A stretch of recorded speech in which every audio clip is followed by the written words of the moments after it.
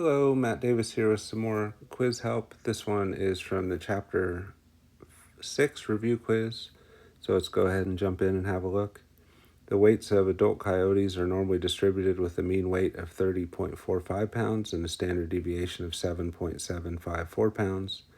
What percentage of adult coyotes weigh more than 42 pounds? Round your answer to 2 decimal places. Don't type in the percent symbol.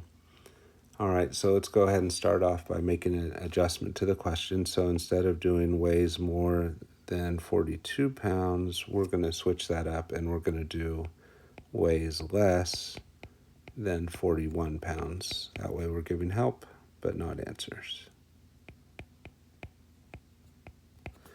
All right, so that's what we're going to try and answer.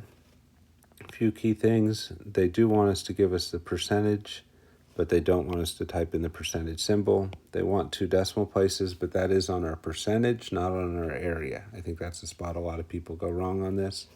So let's go ahead and jump into the process and see what happens. So let's start off with a picture to help us think through the process. So in the middle, we'll put the mean. They said the mean is 30.45. And they want the percentage of adult coyotes that weigh less than 41 pounds. 41 is bigger than 30.45, so I'll put 41 over here on the right. They want less than, so even though 41 is on the right, they want the percentage that is less than 41. So they want the area to the left-hand side, so we can shade that. Notice right away that's a lot of area, so we expect a pretty big answer to this, kind of more close to 100%. Then to 50% or 0%. We want to go ahead and work on our z-score. This would be the z-score on the right because this is my right boundary right here, and my left boundary is actually over here at negative infinity.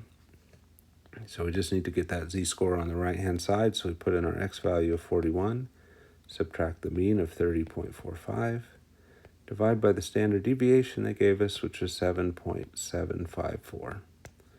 All right, let's go to the calculator, see what we get for that. So always remember parentheses around your numerator on z-scores. So 41 minus 30.45.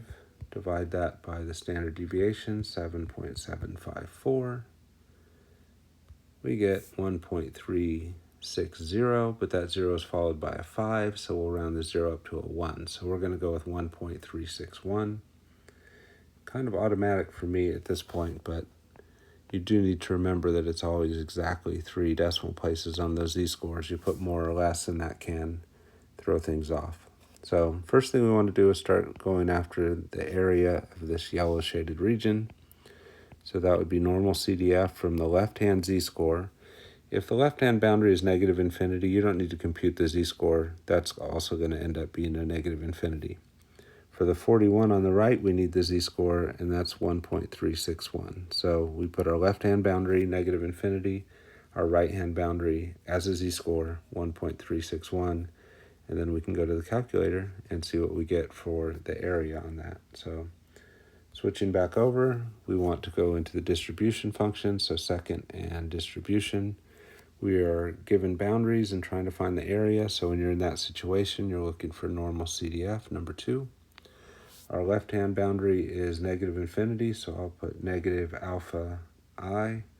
Remember, you have to have infinity stored for I for this to work. So if you're typing just what I am, but you're not getting the right answer, it's probably a problem with not having infinity stored in I. So go back and look at the videos or the graphing calculator videos for chapter 6 from the Math 43 page. See the section on storing infinity.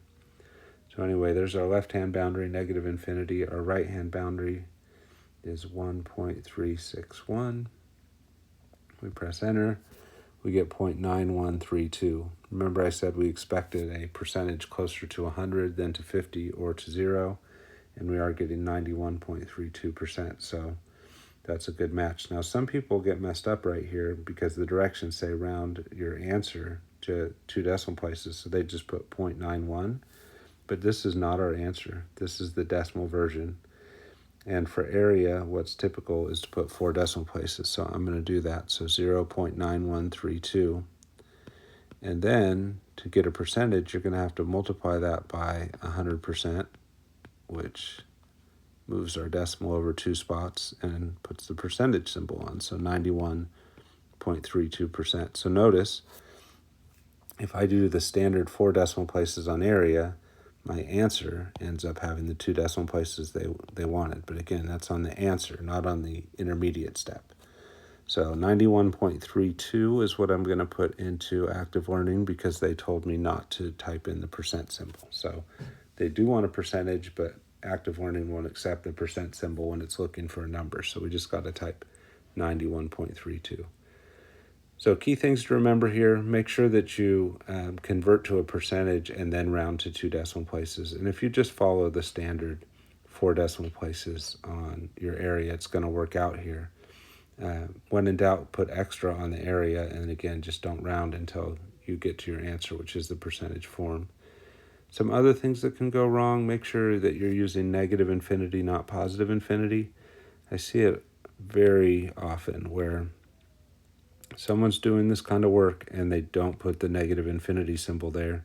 They just think, oh, we're going forever, so that's infinity. But in this case, you're going forever to the left. And if you're going forever to the left, that's going to be a negative infinity. So be careful with that. Make sure that you put the negative infinity first and the 1.361 second. Think about what your left and right boundaries are of your shaded region.